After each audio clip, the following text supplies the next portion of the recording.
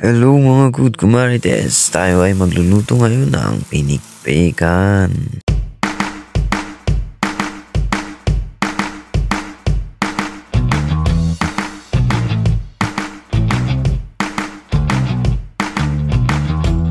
Good kumarites! Di lang basta chismis, kundi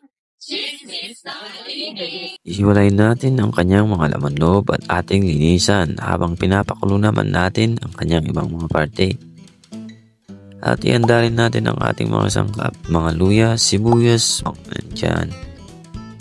Ayan, balatan rin natin ang ating mga sayote at hiwain natin to sa mga pahabang hiwa. Diba? Yun o. Man.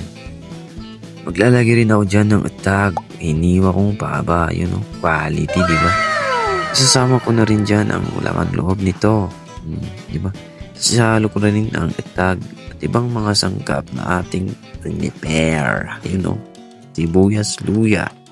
Palaging andyan. Yun o.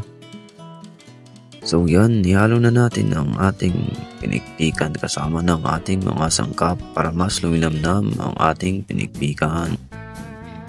Yan, pakuluin lang natin ito hanggang sa lumambot ang kanyang mga laman. Yun, para ito'y mas madali nating kainin. Mas malambot ang kanyang karne. Lagay na rin natin ang mga sayuti na ating hiniwa. Ating bantayan ito para hindi ito ma-overcook. Yun, handa na ang ating pinikpikan. Imasun, may kayuman.